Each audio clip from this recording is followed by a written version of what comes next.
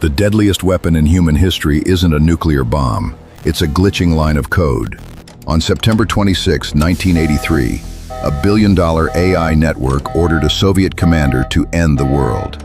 He had exactly 5 minutes to launch a counterstrike that would vaporize you, me, and everything we know. This is the classified, terrifying true story of how one man's gut instinct defeated the machine and saved human civilization.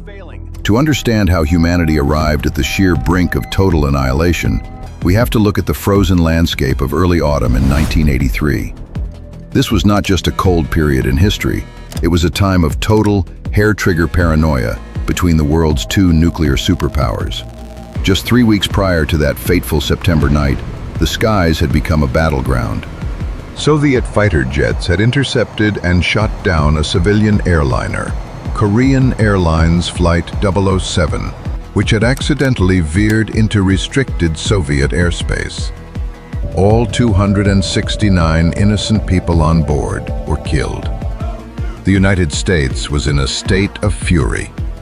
President Ronald Reagan had publicly denounced the Soviet Union as an evil empire, signaling that the ideological war was reaching a boiling point.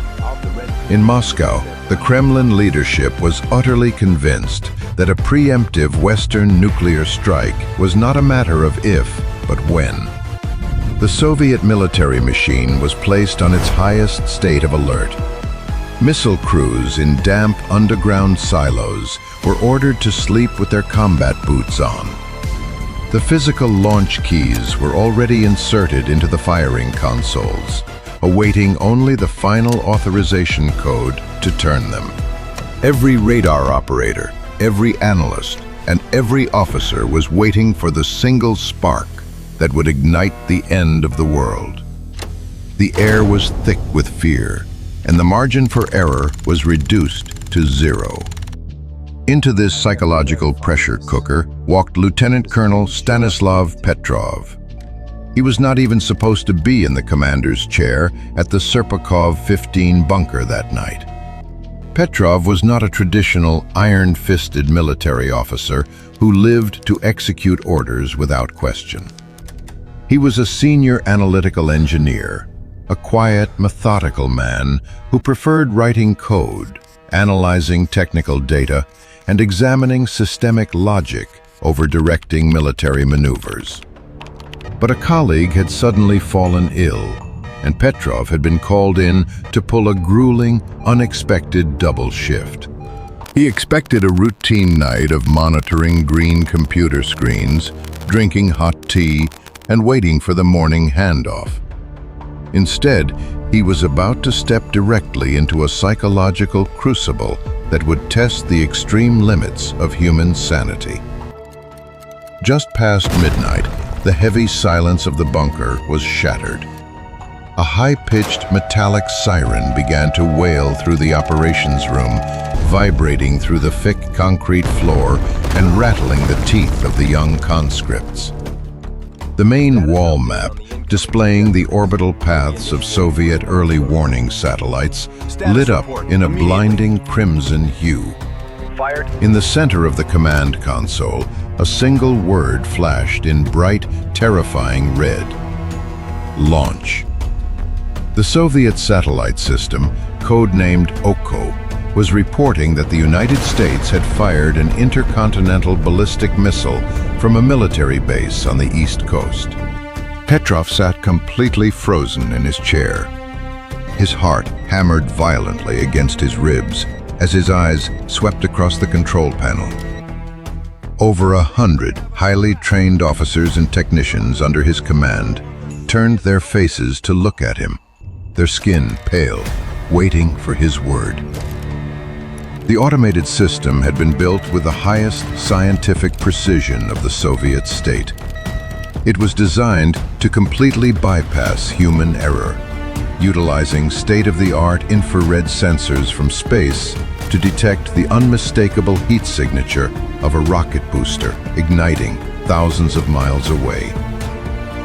The computer rated the confidence level of this launch alert at the maximum setting. According to the strict, uncompromising military protocol, burned into his mind through years of training, Petrov had one job. He was required to transmit this warning up the chain of command to the General Staff immediately. Once the Kremlin received the automated notification, the top leadership would have a mere 10 minutes to launch a massive retaliatory strike before the incoming American missile hit its target. The machinery of nuclear war was primed to run on autopilot, requiring only a human nod to set the gears of destruction in motion. But Petrov hesitated. As an engineer who had helped write the software and design the very system now howling for war, he knew its hidden complexities and its potential flaws. He looked at the flashing red letters and forced his racing mind to slow down, searching for logic in a situation defined by panic. If the United States were truly going to initiate a first strike to wipe out the Soviet Union, would they really do it with just one missile? A real nuclear attack would require hundreds of missiles launched simultaneously from land silos, submarines, and bombers to completely overwhelm Soviet defenses and prevent a counterstrike. Launching a single missile was a strategic absurdity. It made no logical sense. He took a deep breath, gripped the cold metal edge of his desk, and declared the alert a false alarm. He ordered his trembling staff to return to their stations and reset the monitors. A collective, fragile sigh of relief began to ripple through the tense atmosphere of the bunker. Then the system blared again. A second missile was detected on the monitors, then a third, then a fourth, and finally a fifth. The main console updated its warning, the digital red lights reflecting off the sweat on Petrov's face. The word launch vanished, replaced by a far more terrifying phrase: missile strike. The Oko satellite system was now tracking a wave of 5 thermonuclear warheads tearing across the Atlantic, closing the distance to Soviet territory with every passing second. Inside the bunker, the atmosphere curdled into pure, unadulterated terror. Young officers were on the verge of physical collapse, their hands shaking so violently they could barely touch their keypads. The clock was ticking. An intercontinental ballistic missile takes less than 30 minutes to travel between continents. Because of the satellite detection delay, nearly 15 minutes had already slipped away. Petrov now had less than 5 minutes left to make a choice that would decide the fate of human civilization. The weight on his shoulders was heavy enough to crush a man's spirit. In his right hand, he held the telephone receiver, a direct line to the duty officer at the General Staff headquarters. If he spoke the words confirming a genuine attack, the Soviet leadership, already on the edge of hysteria, would launch thousands of nuclear warheads toward Washington, New York, London, and Paris. The West would undoubtedly fire back in their final, dying moments. Within hours, the Earth would be transformed into a dead, silent sphere of ash and radioactive fire, plunged into a decades-long nuclear winter. His training demanded he trust the machine. To doubt the Oko satellite network was to doubt the supreme technological capability of the Soviet state, an act of ideological treason that carried a swift death sentence. His subordinates were practically begging him to make the call, terrified of being vaporized while sitting on their hands. If 5 nuclear warheads detonated on Soviet soil because Petrov refused to report them, he would be remembered as the greatest coward and traitor in history, his name dragged through the radioactive ruins of his homeland. Yet, Petrov's analytical mind fought desperately through the rising panic. 5 missiles. It was still far too few to decapitate a superpower. More importantly, he possessed a second line of defense, the ground-based radar networks. While the Oko satellites scanned the upper atmosphere using infrared sensors from space, The ground radars scanned the horizon directly for incoming physical objects. Petrov barked an order to the radar operators, demanding an immediate status report. The response came back cold and terrifying. The radar screens were completely blank. No incoming physical objects were detected. But there was a lethal catch to this information.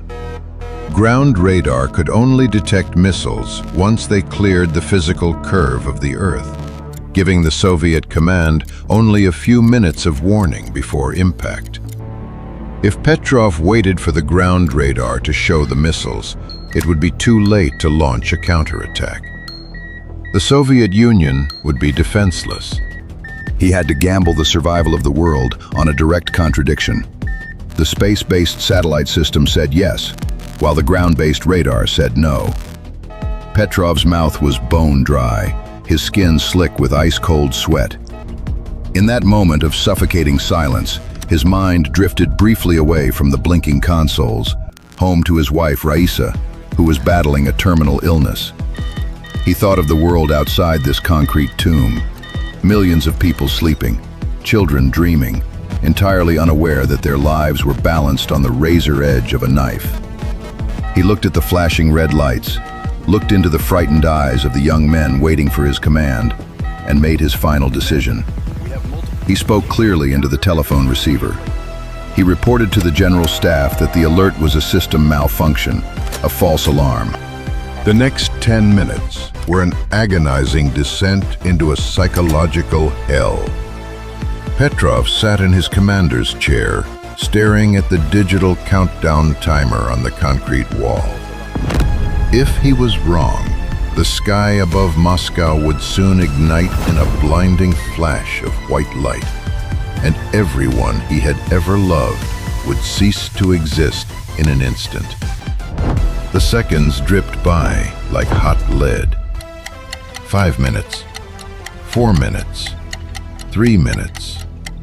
The bunker was dead silent, save for the hum of the cooling fans and the ragged, shallow breathing of the crew. Nobody moved, nobody spoke. The timer hit 0. Nothing happened. Moscow remained standing. The lights did not flicker, the ground did not shake, and the sirens outside remained quiet. Petrov closed his eyes and let out a breath he felt he had been holding for an eternity. He had been right. An intense, highly classified investigation followed. The Soviet military could not ignore a technical failure of this terrifying magnitude. The inquiry eventually revealed that the Oko satellite system had suffered a highly unusual optical illusion. The satellite's orbit had aligned perfectly with the American missile fields, the sun, and a specific high-altitude cloud formation over the North Dakota missile fields.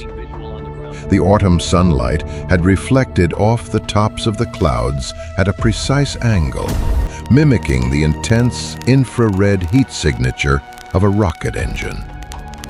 The computer, programmed to see patterns, had misidentified this solar glare as 5 separate missile launches.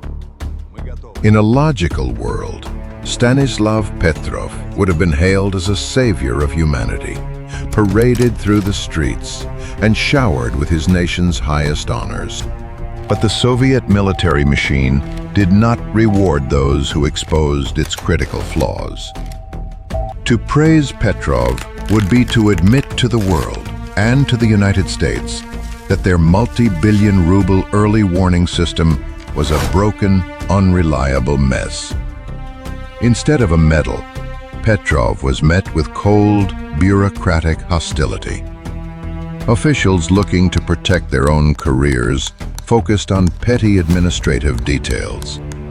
He was reprimanded not for his decision, but for failing to fill out the operations logbook properly during the 5 minutes of the alarm.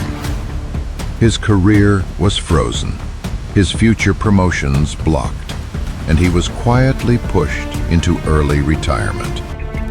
He spent his remaining years living in a cramped, crumbling apartment on the outskirts of Moscow, heating water on a rusted stove, surviving on a tiny pension, completely forgotten by the world he had saved. It was only after the collapse of the Soviet Union that this terrifying incident was finally declassified. When the truth emerged, humanity shuddered to realize how close it had come to the edge of the abyss, and how our survival had rested entirely on the shoulders of one man who refused to let a machine do his thinking for him. This historical crisis forces us to confront an incredibly uncomfortable reality today. We live in an era where our defense, finance, and infrastructure are controlled by vastly more complex, automated algorithms and artificial intelligence. We have handed our safety over to digital minds, operating under the assumption that machines are immune to human error and emotion. But as Petrov's story proves, machines possess no intuition. They cannot look beyond raw data to ask if a scenario makes logical sense. They do not understand the weight of their own programming, nor do they care about the consequences of a glitch. We are building artificial intelligence to automate everything: our economies, our daily workflows, and our military defense grids. But algorithms don't possess a conscience. If the red light flashes tomorrow, will a human operator dare to override the code? Or will we blindly follow the machine to our own extinction? Let me know your theories down in the comments. If you're ready to unearth the redacted files they tried to bury, hit subscribe. Welcome to the Modern Ledger.